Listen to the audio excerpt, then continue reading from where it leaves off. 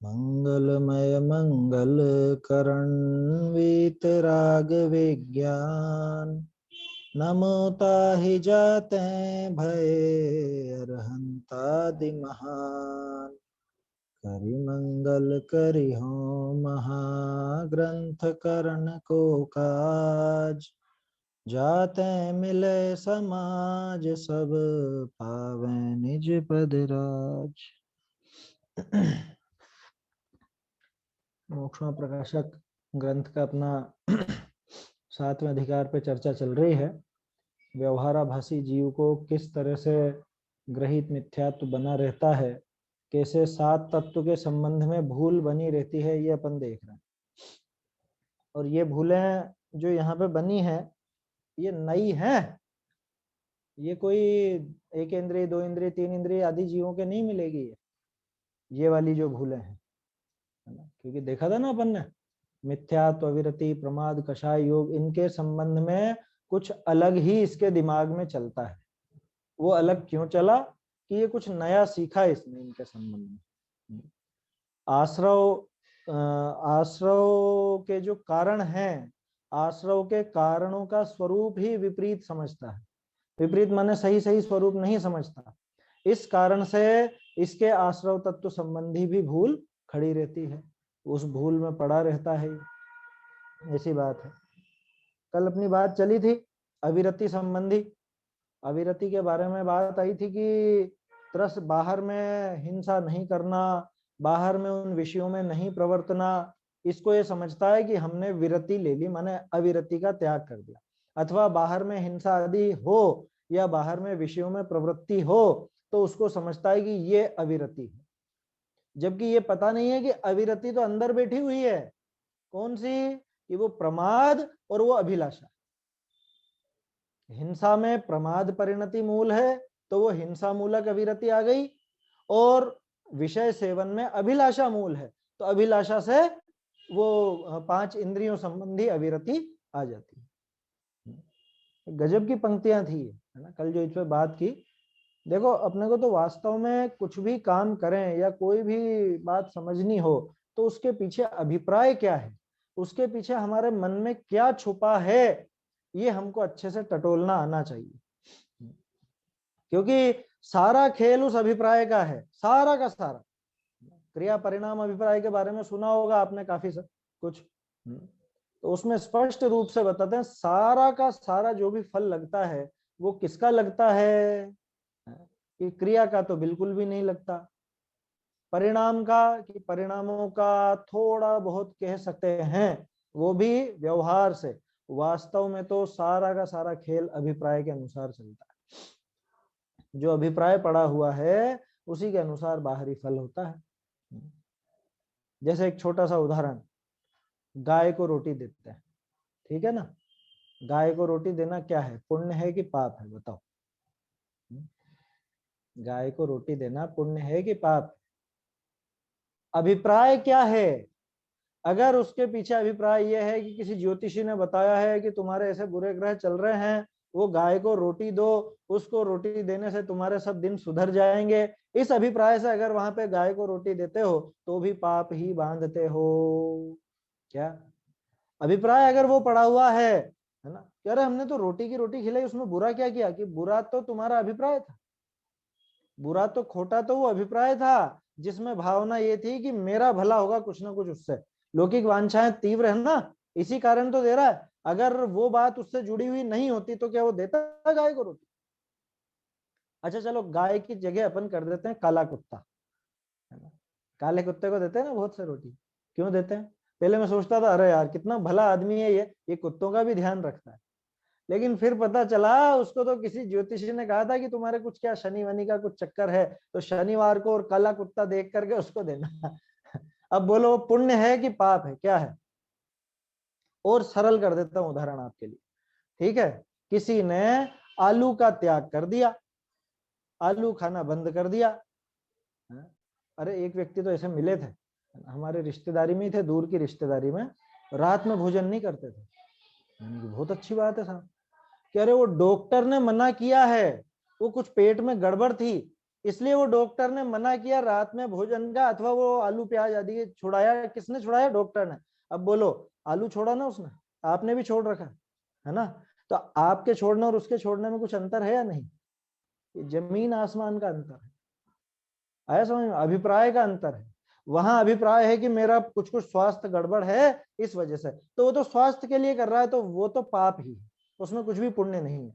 और हम सोचते हैं अरे इसमें अनंत कायिक जीव हैं, इसमें इतने जीव हैं, उनका घात होगा, वो जीव दुख पाएंगे, इस वजह से अपन वो छोड़ते हैं उसको, तो वहां पे पुण्य भाव। अब यहां उससे आगे की चीज, आप वहां पे वो जीवों का घात होता है, वो पाप लगता है, पाप लगता है। ये पाप लगता है सोच करके अगर छोड़ते हैं, तो वास्तविकता क्या है वहां पे? अगर मान लो पाप नहीं लगता, तो वो करता है या नहीं करता उसका भोजन? वो भक्षण करता है या नहीं? उससे कह दिया जाए कि नहीं नहीं कोई पाप नहीं लगता है, जैसे बहुत से लोग होते हैं ना, वो उनको छूट दे देते हैं कि ठीक है इसकी छूट है, तुम्हारे इसका कोई पाप नहीं लगेगा। ऐसे छूट लेकर के भी करते हैं बहुत से नियम, देखा होगा आप लोगों ने। इस चीज का छूट है ना। हमारे गुरुजी ने कह दिया ऐसा कि इसका कोई दोष नहीं होगा। क्या पानी तो नहीं पीना उपवास में? नारियल पानी पी सकते हो, नारियल पानी तो पी सकते हो। ऐसा ऐसा उपदेश देने वाले मौजूद हैं। तो मेरा कहना तो यह है कि वो अभिप्राय में अगर नहीं छूटा है, अभिप्राय में ये लिखा ना यहाँ पे, विषय सेवन में अभिलाषा मूल है, तो अभिलाषा अंदर से गई नहीं। अरे अच्छा तो बहुत लगता, क्या इतने टेस्टी लगता है ना वो जो भी बनती है चीज, क्या क्या बनती है, अब अपने को तो ज्यादा नाम याद नहीं है, आलू प्याज आदि की जो भी चीजें बनती हो अभक्ष की, टेस्टी तो लगते हैं, लेकिन क्या उसमें पाप लगता है इसलिए हम नहीं खाते। तो बोलो उसके अंदर में वो अभिलाषा पड़ी हुई है या नहीं? बात समझ में आ रही है? तो अभिलाषा पड़ी है तो वो अविरति हुई या विरति हुई उसके? उसके तो अभी भी अविरति ही पड़ी है ना। वो नाम उसने ले लिया कि हाँ मैंने त्याग कर दिया है, त्याग कर दिया, लेकिन अगर अंदर अभिलाषा पड़ी हुई है तो समझ लेना कि उसके कोई विरति नहीं है, उसके अभी भी अविरति ही पड़ी हुई है। मूल अविरति संबंधी बंद होता रहेगा उसको। फिर उसने त्याग कर दिया फिर भी कि हाँ क्योंकि अभिलाषा है ना। टोडरमल जी यही तो समझाना चाह रहे हैं।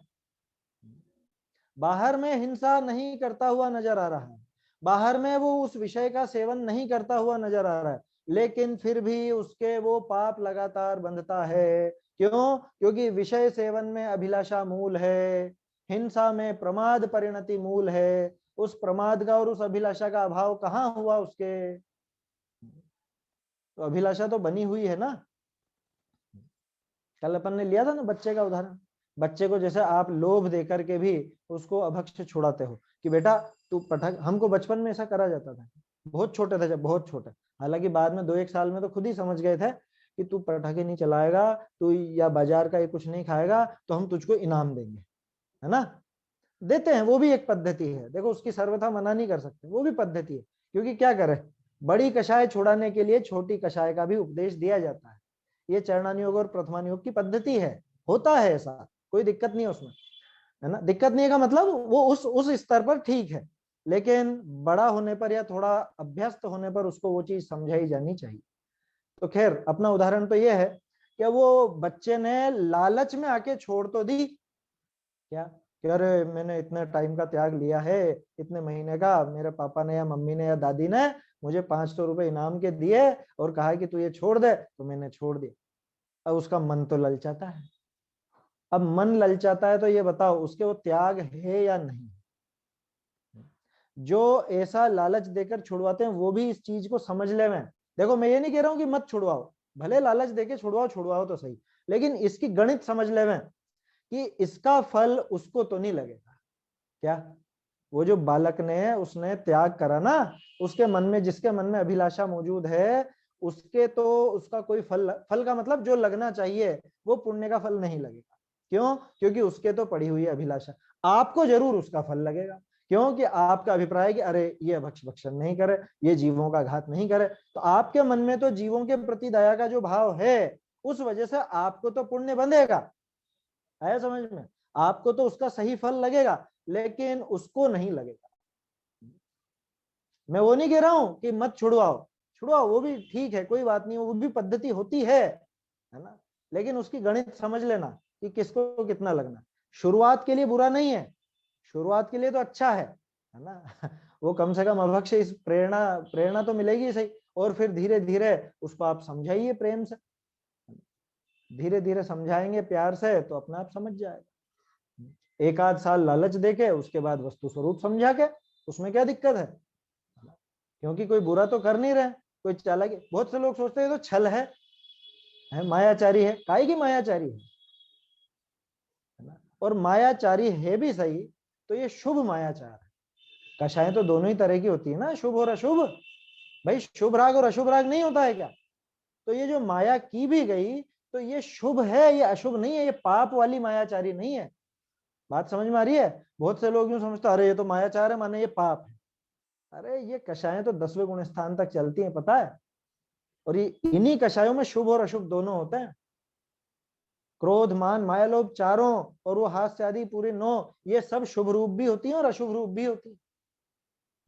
इसलिए वो उससे घबराना मत कि अरे कोई इसको मायाचारी कहेगा, तो होगी मायाचारी, कोई दिक्कत नहीं है उसमें, लेकिन शुभ माया है। अभी बहुत से लोग पहली बार सुन रहे होंगे कि शुभ मायाचारी शुभ, कह रहे हाँ होती है। वो जो जिनेंद्र भक्त सेठ था, जिसने वो जिसको पता चल गया था कि अरे हाँ ये इसने श्रावक का भेष बना के और इसने प्रतिमा छुपा ली है और ऐसा कर लिया, वो चोरी कर ली है, वो पता था ना, तो उसने झूठ बोल दिया ना, हाँ हाँ मेरे कहने पे ही लाया था। तो मायाचारी थी कि नहीं थी? फिर उसको तो आपने किस अंग में प्रसिद्ध हुए, वात्सल्य में? नहीं, उपगुहन में, उपगुहन में, उपगुहन में प्रसिद्ध हुए। तो बोलो उनको तो अपन ने पुण्यात्मा कह दिया। तो दोनों तरह की चीजें होती हैं, ये क्रोध भी शुभ अशुभ होता है, मान भी शुभ अशुभ होता है, माया भी शुभ अशुभ होती है ना, लोभ भी शुभ अशुभ दोनों तरह का होता है। खास चीज ये है कि उसका ऑब्जेक्ट क्या है, माने उसका किसके आश्रय से हुई है वो कषाय। जिसके आश्रय से हुई है अगर वो शुभ है तो ये कषाय शुभ कहलाएगी। जैसे शेर और सिंह, सॉरी, वो शेर और वो शूकर, सिंह नहीं, सिंह तो शेर है ही सही, वो शेर और वो शूकर दोनों के दोनों लड़े, दोनों के दोनों मरे, दोनों एक दूसरे के खून के प्यासे हो गए, लेकिन एक नरक और एक स्वर्ग क्यों गया? दोनों को ही क्रोध था ना, लेकिन एक का क्रोध अशुभ क्रोध था, एक का क्रोध शुभ क्रोध था। ये सीधी सी गणित है ये। क्यों? कि उनका जो आश्रय था, शेर के क्रोध का आश्रय था कि मैं इनको भक्षण करूं, मैं खा जाऊं, और या फिर ये मेरे खाने में रुकावट बन रहा है तो इसको मार दूं, शुकर को। और शुकर के क्रोध का आश्रय क्या था? मुनिराज की रक्षा, है ना। शुकर के क्रोध का आश्रय था मुनिराज की रक्षा का भाव, शेर के क्रोध का आश्रय था वो उनको खाने का भाव या फिर शुकर को मारने का भाव। आया समझ में? तो सभी तरह की होती है कषाय, इसलिए परवाह नहीं करना कि अरे ये तो मायाचार हो जाएगी या कुछ होगी। खैर वो तो उदाहरण की बात थी। कुल मिला के ये अच्छे से दिमाग में बिठा लें हम कि प्रमाद परिणति जब तक है तब तक आप, प्रमाद भी अलग अलग स्तर का होता है, ये भी समझ लीजिएगा। क्योंकि मुनिराज भी प्रमादी कहलाते हैं और हम भी प्रमादी कहलाते हैं। आया समझ में? कोई अन्य मिथ्या दृष्टि हो वो भी प्रमादी कहलाता है, श्रावक भी प्रमादी कहलाता है, लेकिन सबका प्रमाद अलग अलग तरह का, अलग अलग लेवल का है। मुनिराज जिस प्रमाद के स्तर पर है वो सिर्फ इतना है कि वो आत्मलीनता नहीं है तो छठे गुण स्थान में प्रमाद कहलाता, 7वें में नहीं कहलाता, है ना। मुनिराज का प्रमाद क्या है? 28 मूल गुणों का पालन। हमारा प्रमाद क्या है? सोना, आलस, पड़े रहना। समझ में आ रहा है कितना अंतर है? मुनिराज पड़े नहीं रहते हैं, ऐसा ही अलसाते नहीं रहते हैं, उनके वैसा प्रमाद नहीं होता। जिस स्तर का प्रमाद मिथ्या दृष्टि जीव को है उस स्तर का प्रमाद सम्यक दृष्टि को कदापि नहीं होगा। जिस स्तर का प्रमाद चौथे गुण स्थान वाले को है उस स्तर का प्रमाद 5वें गुण स्थान वाले को कदापि नहीं होगा। और जिस स्तर का प्रमाद इन तीनों को है उस स्तर का प्रमाद मुनिराज को कदापि नहीं होगा। क्यों? क्योंकि प्रमाद का जोड़ा उस कषाय के साथ है। जिसके जिस स्तर की कषाय मौजूद है उसके उस स्तर का प्रमाद मौजूद है ना। मुनिराज के संज्वलन जितने, इसीलिए तो यहाँ प्रमाद को अलग से नहीं लिखा, तो प्रमाद इनमें शामिल हो गया। ये लिखे ना मिथ्यात्व, अविरति, कषाय और योग, तो उसको आप मिथ्यात्व के साथ भी शामिल कर सकते हो, अविरति के साथ भी शामिल कर सकते हो, कषाय के साथ भी शामिल कर सकते हो। और वैसे भी है वो 15 प्रमाद कहे ना, 15 प्रमाद कौन कौन से कहे कि 5 तो इंद्रियों के विषय, तो बोलो अविरति आ गई ना, इंद्रियों की अविरति वाली बात आ गई। 5 जो इंद्रियों के विषय भोगों में लगना वो भी प्रमाद है। 4 कषाय, ये कषाय आ गई यहाँ पर, ठीक है। 4 विकथाएं वो भी कषाय रूप ही है, या फिर वो भी अविरति रूप ही है, जैसा भी लेना चाहो। और निद्रा और स्नेह वो सारे के सारे ये इसमें गर्भित हो गए, इसलिए प्रमाद का अलग से नाम लेने की आवश्यकता नहीं थी। वो पांचों का नाम तो तब लिया जाता है जब गुण स्थान अनुसार वर्गीकरण करना हो। यहाँ तो अभी ये समझाना है कि आश्रव के मूल क्या है, किनकी वजह से आश्रव होता है, तो वो यहाँ पर दिखा रहे, उन सबका यहाँ पे नाम लिया जा रहा है। गजब की पंक्तियां हैं ये, है ना। क्या गड़बड़ करता है ये, बाहर में थोड़ी बहुत हिंसा का त्याग कर दिया या 5 इंद्रिय के विषय भोगों का त्याग कर दिया, उसको ये समझता है कि हम तो विरत हो गए, हमारे तो अविरति रही नहीं, या अविरति ऐसी होती है यूं समझता है, बाहर की क्रिया से अविरति समझता है, जबकि अविरति का मूल तो प्रमाद और अभिलाषा है। और जब तक ये प्रमाद और अभिलाषा बनी रहेगी तब तक अविरति भी बनी रहेगी। ठीक है, आगे बढ़ते हैं। 2 चीजें हो गई ना, मिथ्या तो अविरति। अब इसके बाद प्रमाद तो इनमें गर्भित हो ही गया, प्रमाद इसके अंदर आ गया। अब आगे है कषाय की बात। बहुरी बाय क्रोधादि करना ताको कषाय जाने, अभिप्राय विषय राग द्वेष बसे ताको न पहचाने। लो, बाहर में क्रोध आदि करना, बाहर में क्रोध मान माया लोभ आदि करना, माने गुस्सा दिखे ना किसी का तो अरे बहुत कषाई बहुत कषाई। अभी तो लोगों को वास्तव में कषाय का स्वरूप भी नहीं पता, वास्तव में नहीं पता। कैसे नहीं पता, बोलो आप किसको कहते हो बहुत तीव्र कषाई है? सिर्फ जिसका गुस्सा नजर आता हो ना, जो बहुत जल्दी उफन जाता और बहुत तीव्र कषाई है, उससे संभल के रहना, उससे संभल के बात करना। बहुत गुस्सा करते हो बहुत तीव्र कषाई है। और जो बहुत मीठा मीठा बोलता हो, चपत लगा देता हो चुपचाप, है वो नहीं है कषाई। वो माया और लोभ तो कषाई गिनता ही नहीं है कोई। जैसे कोई व्यक्ति है, अधिकांश आपने तारीफ सुनी होगी बहुत से लोगों की, अरे ये बहुत मंद कषाई जीव है, कभी देखा ही नहीं इनको गुस्सा करते हुए। अरे गुस्सा अकेला कषाय होता है क्या? दूसरी चीजें नहीं होती क्या? अधिकांश जो तीव्र लोभी होता है ना, उसको गुस्सा करते हुए नहीं देखोगे। क्यों? क्योंकि वो जानता है कि मैंने गुस्सा करा और ये जो वस्तु मुझे चाहिए ये नहीं मिलेगी। तीव्र लोभी कभी तीव्र क्रोधी नहीं होगा, तीव्र क्रोधी तीव्र लोभी नहीं होगा। वैसे भी टोडरमल जी ने स्पष्ट किया, एक समय पर एक कषाय का ही उदय होता है। क्रोध मान माया लोभ में से चारों एक साथ नहीं चलती, है ना। 4 कौन सी चलेंगी? अनंतानुबंधी आदि चारों एक साथ चलेंगी। माने क्रोध अगर है तो अनंतानुबंधी है, प्रत्याख्यानावरण प्रत्याख्यानावरण संजुलन, ये चारों प्रकार का क्रोध चलेगा, ऐसा समझना। लेकिन उस समय मान माया लोभ नहीं रहेंगे। जिस समय मान है उस समय क्रोध माया लोभ नहीं रहेंगे, जिस समय माया है उस समय क्रोध मान लोभ नहीं रहेंगे, जिस समय लोभ है उस समय क्रोध मान माया नहीं रहेंगे, ऐसा समझना चाहिए। तो बोलो अभी तो यही भूल पड़ी है। कषायों में भी हमने क्या स्वरूप समझ रखा है, किसी को गुस्सा करते हुए देखे, किसी को चिल्लाते हुए देखे, अरे ये तो बहुत कषाई बहुत कषाई। और कोई बहुत आराम से बोलता हो, है, अरे ठग जो होते हैं ना, ठग कितना मीठा बोलता है, कैसा बेवकूफ बनाते हैं। जरा देखिए आप, जैसे अधिकांश देखा है मैंने तो, है जयपुर के बाजारों में आप निकलो तो वहीं दूर से आवाज लगाते रहेंगे, अरे अरे आइए आइए बहन जी, बिल्कुल आपके लिए एकदम आप पे बहुत अच्छी मैच हो रही है, साड़ी बहुत अच्छी मैच हो रही है। या अगर कोई जैसे आभूषणों की दुकान पे चढ़ जाओ आप, अरे आप क्या बात कर रहे हो, आपके लिए बिल्कुल एकदम बढ़िया, आपके परफेक्ट नाप का है और आप पे बहुत जच रहा है और ऐसा कहीं और मिलेगा नहीं, और बहुत अच्छा है, बिल्कुल अच्छा लग रहा है। नहीं होता ये सब? उदाहरण है छोटा सा, बाकी और जो भी है लगा लीजिएगा, है ना। और किसी के दुकानें हो तो ऐसा मत सोचना कि उनके लिए बोल रहा हूँ मैं, क्योंकि ये तो दिखता है ना, ये संसार की रीत है। दुकानदार को अपना माल बेचना है तो वो तो बेवकूफ बनाएगा सामने वाले को अपने आप। कि कोई नीतिवान भी होते हैं, ईमानदार भी होते हैं, उनकी बात नहीं ले रहे हैं अपन, लेकिन वो कितना मीठा बोलता है, वो कभी क्रोध करता हुआ दिखेगा आपको ऐसा दुकानदार? आपके अरे बहुत बढ़िया है वो, बहुत अच्छा स्वभाव है उनका, बिल्कुल भी कषाय नहीं है, बिल्कुल भी कषाय नहीं कि अच्छा वीतरागी हो गया मतलब वो तो, बिल्कुल भी कषाय नहीं तो क्या वीतरागी हो गया? अरे क्रोध नहीं है, माया है, लोभ है, अन्य कषाय है, तो सबसे पहले तो ये समझें कि अकेले क्रोध का नाम ही कषाय नहीं है। सबसे पहले तो ये समझना कि सिर्फ क्रोध को ही कषाय नहीं कहते, और कषाय भी मौजूद है, वो टटोलना। दूसरी बात, बाहर में प्रकटता नहीं दिखती उसको ये समझता है कि कषाय का अभाव है, और बाहर में प्रकटता दिखे उसको ये समझता है कि अरे ये तो तीव्र कषाय है। अच्छा देखो, ये जो पेड़ पौधे होते हैं या एक केंद्रीय जीव होते हैं, इनकी कोई कषाय नजर आती है क्या? उनके तो कोई कषाय नजर नहीं आती। और हमारे हमारे तो नजर आती है। सम्यक दृष्टि जीव के नजर आती है। अरे युद्ध लड़ता हुआ देखा सम्यक दृष्टि कि भरत जी इतने तीव्र कषाई हैं, चक्र चला दिया इन्होंने। बोलो, भरत जी तीव्र कषाई या वो पेड़ पौधे ज्यादा तीव्र कषाई? बात समझ में आ रही क्या कहना चाह रहा हूँ?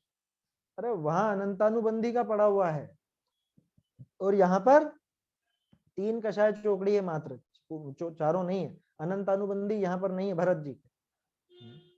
तो अनंतानुबंधी में जो तीव्रता रहती है वो तो बाकी में रह ही नहीं सकती। तो बोलो तीव्र कषाय कौन है? फिर भी अभिव्यक्ति देखी जाती है, बाहर में अभिव्यक्ति होती है उस कषाय की, तो हम कह देते हैं कि ये कषाय इसके नजर आ रही। अब यहाँ पे अपन बारीकी से देखो, वो जो द्रव्य लिंगी मिथ्या दृष्टि मुनिराज है, जो 9वें ग्रहवेग तक जाते हैं, उनके बाहर में जरा भी कषाय नजर आ रही है क्या? जरा भी कषाय नहीं आ रही, जरा भी कषाय नजर नहीं आ रही। तो वीतरागी हो गए कि अरे पूरी की पूरी कषाय पड़ी है, 25 की 25 कषाय होती है ना, 16 तो अनंतानुबंधी आदि और 9 कषाय। 25 में से कितनी कषाय घटी उनके?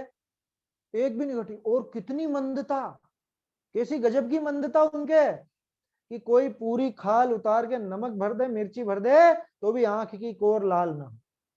बोलो, और उसके बावजूद 25 कषाय मौजूद है, वो भी पूरी तीव्रता में है। और हम तो सोचते हैं कि मुनिराज तो बहुत मंद कषाय, बहुत मंद कषाय। तो ये आश्रव तत्व संबंधी भूल है। मात्र बाहर की अभिव्यक्ति को आपने उस कषाय का पैमाना बनाया, ये आश्रव तत्व संबंधी भूल है। क्यों? अरे वो तो तत्काल की अभिव्यक्ति है, और आपको पता है जो सरल जीव होता है ना, सीधा जीव होता है, उसके बाहर की अभिव्यक्ति बहुत आसानी से दिखती है। कई बार क्या होता है, जो सीधे लोग होते हैं ना, वो गुस्सेल ज्यादा मिलेंगे, वो गुस्सेल ज्यादा मिलेंगे। क्यों?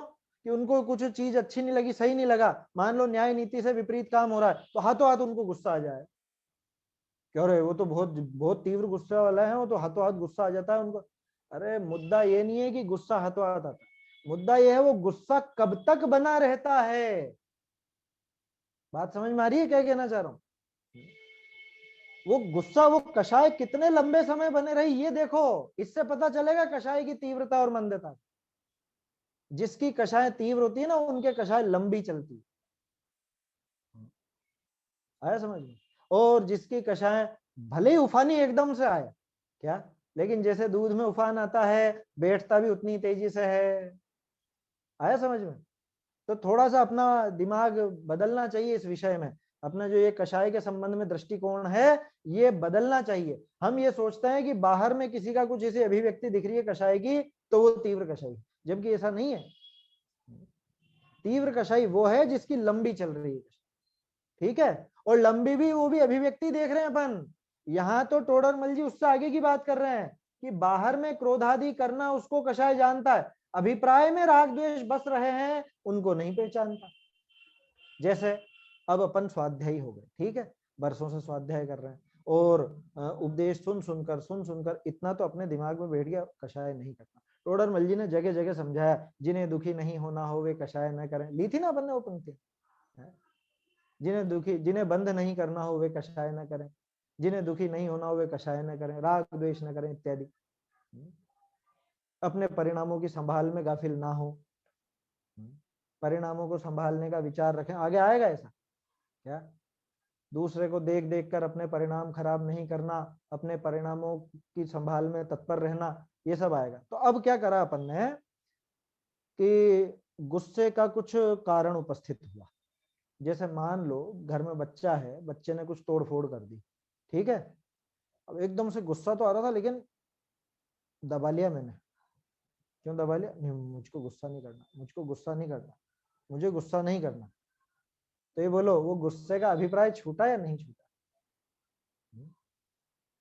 वो अंतरंग में जो पड़ा है वो है या नहीं?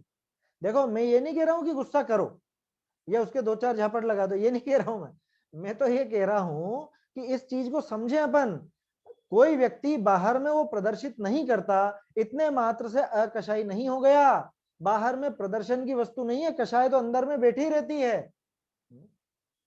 तो वो जो अंदर में राग द्वेष बस रहे हैं, क्या लिखा टोडरमल जी ने, अभिप्राय में राग द्वेष बस रहे हैं। अभी अभिप्राय में राग द्वेष का क्या मतलब? अभिप्राय में राग द्वेष का क्या मतलब?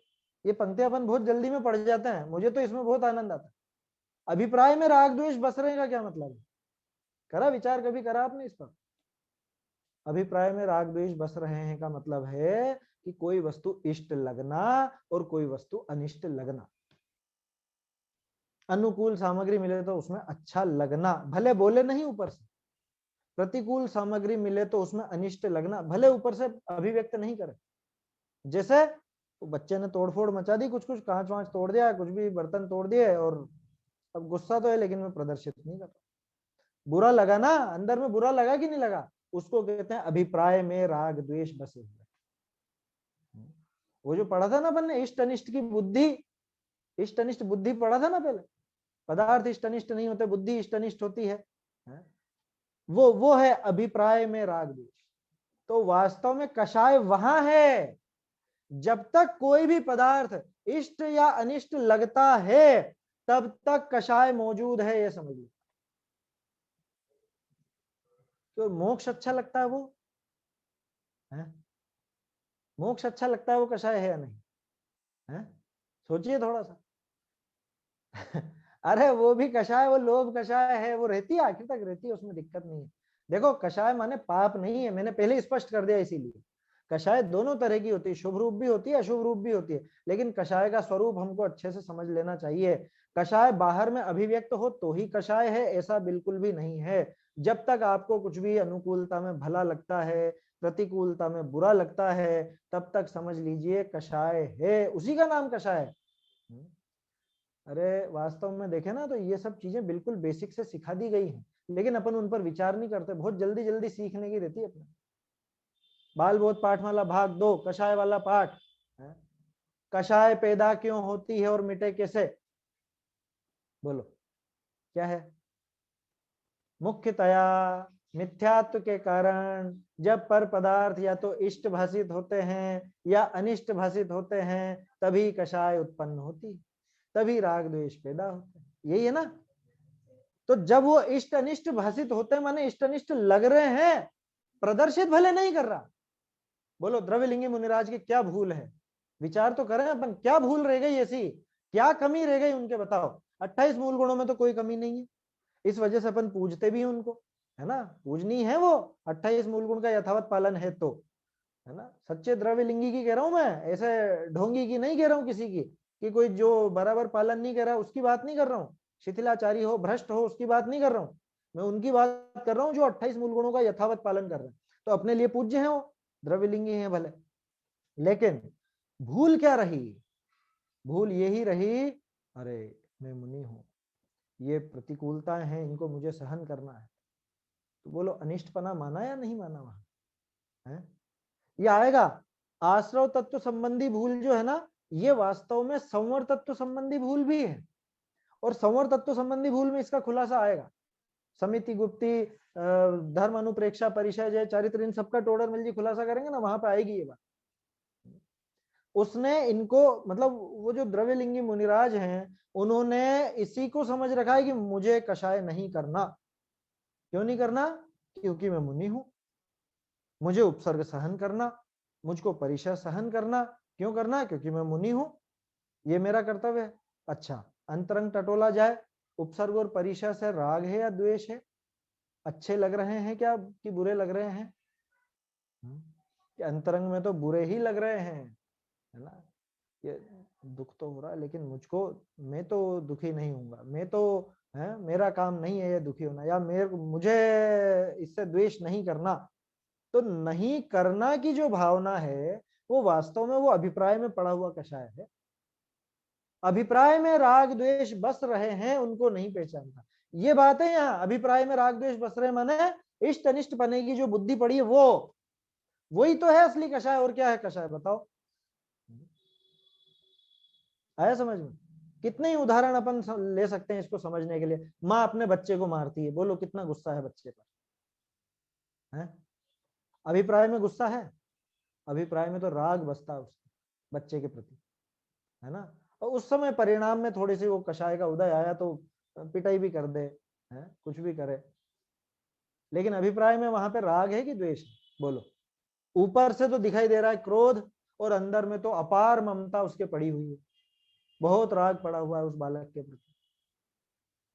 समझ में आ रही है बात? तो बाहर से अंदर का पैमाना नहीं होता। और कषाय संबंधी भूल क्या रही कि इसने बाहरी अभिव्यक्ति को ही वो कषाय समझ लिया, ये उसके भूल बनी रही। तो ऐसे वो कषाय को नहीं पहचानता। ये नहीं पहचानना ये आश्रव तत्व संबंधी भूल। क्यों? क्योंकि वो कषाय आश्रव का कारण है ना, उसके कारण आश्रव होता है, और ये कषाय के सही स्वरूप को नहीं पहचान पाया तो ये आश्रव को भी सही नहीं पहचान पाया। ये इसके भूल बनी हुई है। तो ये खास चीज थी इसमें, अभिप्राय में राग द्वेष। तो अभिप्राय में राग द्वेष का मतलब समझ में आया?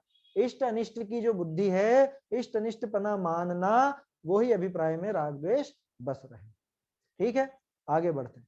किसी को कोई प्रश्न हो या कुछ ऐसा लगे तो बोल दीजिएगा, क्योंकि मुझे ऐसा लगता है कि बहुत सी बातें कुछ लोगों ने शायद पहली बार ही सुनी हो या कुछ इस तरह की बात हो। अब अभिप्राय में राग द्वेष क्या चीज है ये समझ में आया होगा। अभिप्राय में राग द्वेष माने जो अंतरंग में इष्ट अनिष्ट पने की बुद्धि पड़ी है, अनुकूल वस्तु या अनुकूल सामग्री में इष्ट मानना, मानते ही है। मीठा मीठा मिठाई खाने को मिल रहा, बढ़िया बढ़िया बढ़िया, भले आप ऊपर से तारीफ मत करो लेकिन अंदर से तो इष्ट लग रही है।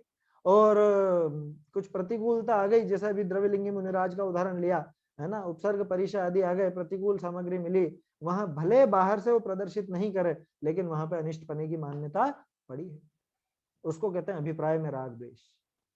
अभिप्राय में राग द्वेष बस रहे हैं उनको नहीं पहचानता। और देखिए आगे, बहुरी बाह्य चेष्टा होई ताको योग जाने, शक्तिभूत योगनी को न जाने। अब ये क्या चीज है? मैं बरसों तक इस पे ये शब्द समझ में नहीं आता था मुझको। शक्तिभूत योग क्या है? किसे कहते हैं शक्तिभूत योग? पहले तो इसको समझा आगे वाली बात को। बाह्य चेष्टा हो उसको योग जानता है। क्या? कि हाथ हिलाना ये काय का योग है, ये बोल रहा हूँ ये वचन योग है, और मैं जो चिंतन कर रहा हूँ विचार कर रहा हूँ वो सब मेरा मनोयोग है। ठीक है। अब ये बात असल में क्यों उठाई टोडरमल जी ने? क्योंकि इसी का विपरीत है गुप्ती। मैंने क्या किया, मैं बिल्कुल स्थिर होकर के बैठ गया, आलती पालती बांध करके, और एकदम स्थिर होकर के बैठ गया, मौन एकदम, न कुछ बोल रहा हूं न हिल रहा हूं, हिल डुल भी नहीं रहा हूं, ऐसे बैठ गया। तो हो गई गुप्ती, हो गई है? कि गुप्ती की बात कहां से आ गई? अरे इन योगों के विपरीत ही तो चलती है ना गुप्ती। इन योगों को रोकने का नाम ही तो है ना गुप्ती। तो रोक लिया मैंने। कैसे रोक लिया? मैं बिल्कुल स्थिर बैठ गया हूं मूर्ति के समान। बोलो काय योग है या नहीं? उस समय काय योग रुका या नहीं है? इसको पता ही नहीं है कि काय योग कहां जाके रुकता है। कहां तक है काय योग? काय योग कहां तक है? काय योग जाता है 13वें गुण स्थान के अंतिम समय में, पता है?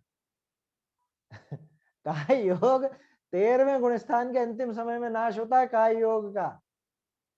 मनोयोग का तो पहले हो जाता है, 12वें के आखिर में हो जाता है। वचन योग का 13वें गुण स्थान के आखिरी अंतर मुहूर्त में होता है, और काय योग का अंतिम समय में अभाव होता है। अब वहां कौन सी चीज का अभाव हुआ है? शरीर का अभाव हुआ है क्या? ये शरीर और मन का जो संबंध है ना, सॉरी, शरीर और मन का नहीं, मन का और वो जो आत्मा का आपस में जो एक कार्य कारण का संबंध बनता है, उसका नाम है शक्तिभूत योग। यहाँ जो बोलने की इच्छा हुई और इधर से ये वचन आदि का जो भी बनना हुआ, निकलना हुआ, है ना, तो वो जो शक्ति है, किसकी किसकी शक्ति?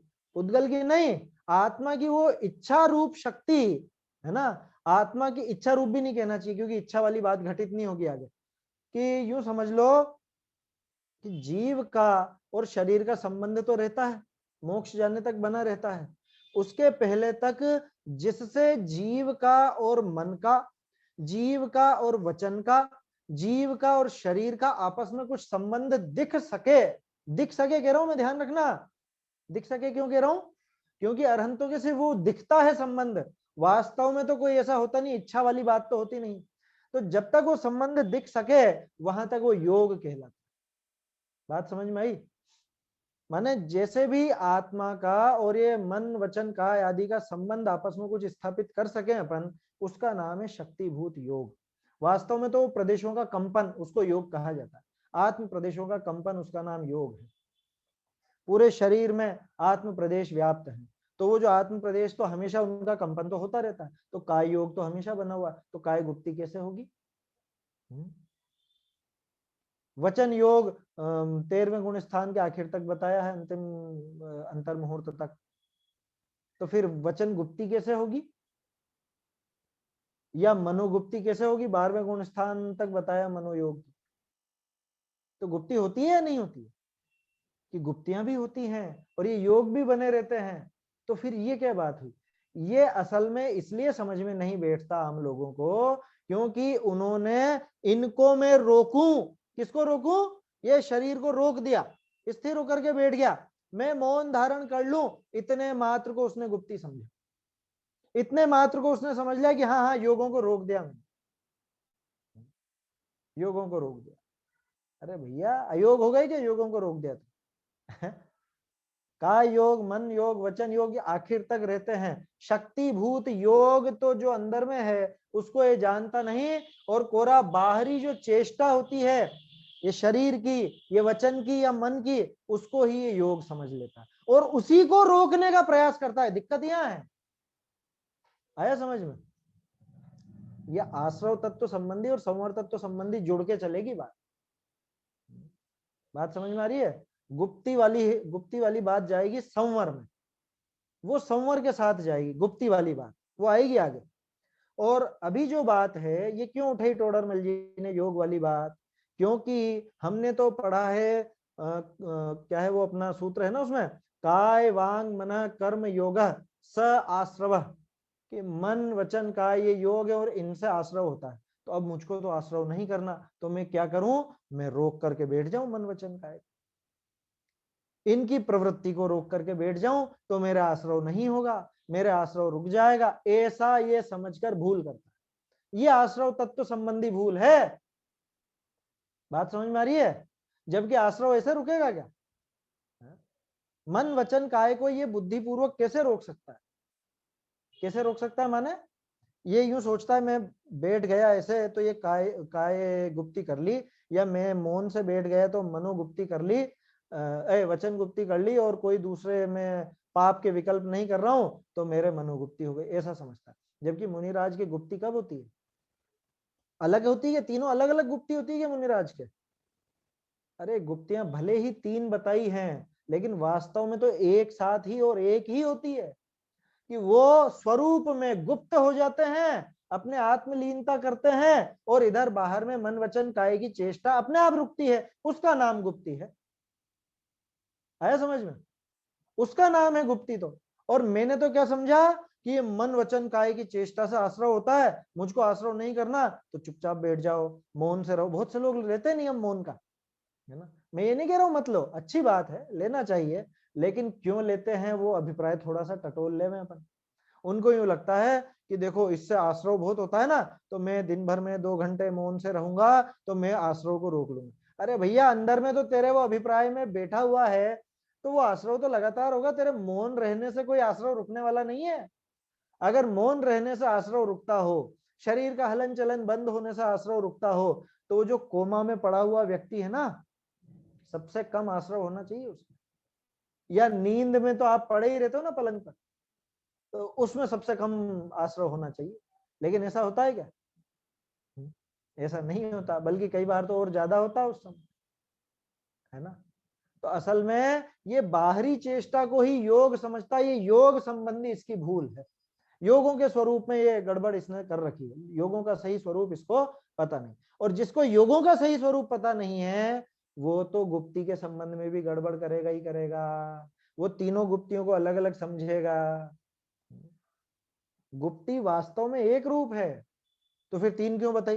तीन इसलिए बताई कि जिस समय वो स्वरूप गुप्त होते हैं मुनिराज, उस समय मन भी विश्राम पाता है, उस समय वचन भी विश्राम पाते हैं, उस समय हलन चलन भी नहीं होता शरीर का। ये दिखाने के लिए अलग अलग नाम दिए हैं, लेकिन होते तो एक साथ ही हैं। आया समझ में?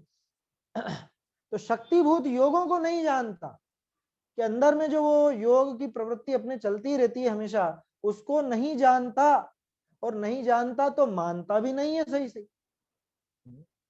आते हैं ना आजकल तो योग भी कराया जाता है क्या, और उस योग को करा के वो क्या योग करके हम क्या समझते हैं, हाँ हाँ ये आश्रव को रोक लिया हमने, ये योग किया ना, योग ये अध्यात्म का योग किया है साहब हमने। कौन सा योग किया? वही सांस वगैरह का, और इधर उधर हैं बहुत से इस तरह के धर्म गुरु मौजूद हैं योग कराने वाले कि हम योगों को जीतेंगे। अरे भैया योगों को सबसे आखिर में नंबर दिया है पता है? मिथ्यात्व, अविरति, प्रमाद, कषाय, सबसे आखिर में है योग। ये क्रम मालूम क्यों क्यों है ऐसा क्रम? तत्वार सूत्र में आचार्य ने ऐसा क्रम क्यों दिया? तो आचार्य देव मामूली बुद्धि के नहीं होते थे, बहुत विचार करके लिखते और बोलते थे। कल देखा था ना हिंसा की परिभाषा में अपन, ये क्रम क्यों दिया है कि ये इस क्रम में ही छूटते हैं। आया समझ में? मिथ्यात्व पहले गुण स्थान के बाद नहीं मिलेगा आपको, सिद्धांत तक है ना, मिथ्यात्व नहीं मिलेगा उसके बाद। अविरति चौथे गुण स्थान के बाद नहीं मिलेगी, प्रमाद छठे के बाद नहीं मिलेगा, है ना, कषाय 10वें के बाद नहीं मिलेगी, और योग 13वें के बाद नहीं मिलेगा। तो ये क्रम है इनका। सबसे पहले कौन जाएगा? कि सबसे पहले मिथ्यात्व जाएगा। कि मिथ्यात्व की तो परवाही मत करो, मिथ्यात्व को तो अकिंचित कर बता देंगे वो। क्या? मिथ्यात्व को तो अकिंचित कर बता देंगे कि चिंता ही मत करो, तुम तो हम योग करा रहे हैं जो देखो तुम। क्या पागलपन छाया है। जिस पर सबसे पहले प्रहार होना चाहिए, जिस पर सबसे तीव्र प्रहार होना चाहिए, उसको तो गायब ही कर दिया, वो कुछ भी नहीं है, और आगे आगे का काम पहले करा रहे। मिथ्यात्व के नाश पर जोर नहीं, और योग पहले कराना चाहते हैं। ये विपरीत प्रवृत्ति है। जो सबसे आखिर में जाएगी उसको सबसे पहले खत्म करना चाहता है, और जो सबसे पहले जाना चाहिए उस पर विचार ही नहीं, उसको उड़ा दिया पूरा ही, क्या किंचित कर है? क्या पागलपन छाया है। देखो, तो ये बाह्य चेष्टा हो उसे योग जानता है, शक्तिभूत योगों को नहीं जानता। इस तरह से पांचों की बात हो गई ना, मिथ्यात्व, अविरति, प्रमाद, कषाय, योग, ये पांचों आश्रव के कारण है। इन पांचों में भूल पड़ी है, माने आश्रव के संबंध में भूल पड़ी है। देखो क्या कह रहे हैं, ऐसे आश्रवनी का स्वरूप अन्यथा जाने, इस तरह से आश्रमों का स्वरूप भी अन्यथा जानता है। बहुरी राग द्वेष मोह रूप जो आश्रव भाव हैं, ये इन सब में व्याप्त हैं। राग द्वेष और मोह सब में व्याप्त है इनमें, ये जो पांचों आए ना, इनमें सब में यही व्याप्त है, और कुछ भी नहीं मिलेगा आपको। मोह माने मिथ्यात्व हो गया, कषाय में राग द्वेष हो गए, प्रमाद उसी में शामिल है, अविरति उन्हीं की वजह से होती है, और ये योगों की प्रवृत्ति भी तभी तक है जब तक ये मिथ्यात्व और कषाय मौजूद है, क्योंकि उसके बाद रुक जाएगी माने भले थोड़ा समय लगे, लेकिन संसार नष्ट हो जाएगा उसका। क्या कह रहे हैं, राग द्वेष मोह रूप जो आश्रव भाव है, तिनका तो नाश करने की चिंता नहीं, और बाह्य क्रिया व बाह्य निमित्त मेटने का उपाय रखे, सो तिनके मेटे आश्रव मिटता नहीं। लो यही बात जो अभी अपन ने की, मिथ्यात्व और कषाय के नाश का कोई उपाय नहीं, योगा कराएंगे यहाँ सबसे पहले, या योगों पे विजय कराएंगे, हैं कि हम तुम्हारे योगों को जितवा देंगे। क्या योगों से जो आश्रय होता है उसको, अरे भैया सबसे पहले मिथ्यात्व और कषाय पर बात करो। टोडरमल जी को लिखना पड़ा, ये लिखा ना, मिथ्यात्व और राग द्वेष, बहुरी राग द्वेष मोह रूप जे आश्रव भाव है। कौन है आश्रव भाव? मोह, राग, द्वेष। मोह माने मिथ्यात्व, राग द्वेष माने कषाय। तिनका तो नाश करने की चिंता नहीं, गजब हो गया, जबकि सबसे ज्यादा चिंता इसी की रहनी चाहिए जीव को। और इनको छोड़ के बाकी सब चीजों की चिंता है, बाकी पूरी दुनिया की चिंता पड़ी है इसको, खुद के मिथ्यात्व और राग द्वेष की चिंता नहीं। और बाह्य क्रिया व बाह्य निमित्त मेटने का उपाय रखें। क्या मतलब? बाहर में कुछ ऐसा कर लूं जिससे ये सब काम बढ़िया हो जाएगा, अथवा बाहर में ये चीज हटा दूं, इसका त्याग कर दूं, या तो वो क्रिया करने की या कुछ वस्तु को हटाने की, मिटाने की, है ना। वो निमित्त मिटाने का उपाय रखे। निमित्त मिटाने का, अरे मुझे इसके कारण राग होता है, मैं इसको छोड़ देता हूँ, मुझे इसके कारण द्वेष होता है, मैं इससे दूर हो जाता हूँ या इसको दूर कर देता हूँ। वो उपाय तो करता है, खुद के राग द्वेष मिटाने का उपाय नहीं करेगा, खुद के राग द्वेष मिटाने का उपाय नहीं करता। कोई नया नया साइकिल सीख रहा हो ना, तो क्या ये सब गाड़ियां बीच बीच में आती हैं, ये सब गाड़ियां बीच बीच में आती है, रोड पे चलती हैं ये सब गाड़ियां, में कैसे चलाऊं साइकिल? कि बेटा तुझे अगर साइकिल सीखना है तो इनके बीच में ही चलानी पड़ेगी, ये इनके हिसाब से चलेंगे, तू तेरे हिसाब से चला। कि नहीं, पहले इनको हटाओ, पहले इनको हटाओ सबको, फिर मैं साइकिल चलाऊंगा। कि नहीं चला सकता तू साइकिल। तू बाहर की वस्तुओं को, बाहरी निमित्तों को मिटाना चाहता है और खुद के मोह राग द्वेष का ठिकाना नहीं है। ये बात चल रही है यहाँ, मोक्ष तक की तरफ ले जानी है ना हमारी साइकिल, तो ये सारी चीजें तो बीच में आती रहेंगी, हमको इन सबको दरकिनार करते हुए उस मोह राग द्वेष पर अपने विजय पाने। हम बाहरी निमित्तों को मिटाने की सोचते हैं, जबकि मिटाना तो अपने राग द्वेष को है, अपने मिथ्यात्व को है। सो तिनके मेटे आश्रव मिटता नहीं। लो ठीक है, लो हटा दिया हमने, सारी गाड़ियों को हटा दिया, अब सीख जाएगा कि गाड़ियों को, दूसरी गाड़ियों को हटाने से साइकिल नहीं चलती, साइकिल तो अपनी झिझक मिटाने से चलेगी, है ना, अपनी घबराहट मिटाने पर सीखेगा वो। बाहर में कितनी ही गाड़ियां हो भले, ठीक ऐसी बात यहां लगाना, बाहरी निमित्त मिटाने का उपाय रखता है, सो तिनके मेटे आश्रव मिटता नहीं। उनके मिटाने पे आश्रव मिट जाएगा क्या? लो हटा दिया हमने, तो सबको हटा दिया। देखो कल वारिशेन और पुष्पडाल मुनिराज की बात की थी ना अपन ने, वारिशेन जी जहां थे वहीं पर पुष्पडाल जी भी थे, ठीक है ना। जैसे निमित्त उनको मौजूद थे वैसे ही निमित्त इनको भी मौजूद थे, और जो इनको नहीं थे वो उनको भी नहीं थे, दोनों एक साथ ही थे ना। लेकिन एक के तो मोह राग द्वेष उठ ही रहा था, बहुत लगातार उठ रहा था, और एक को बिल्कुल भी नहीं उठ रहा था। तो किसकी कमजोरी थी? वो तो खुद की ही कमी थी, स्वयं की गलती थी।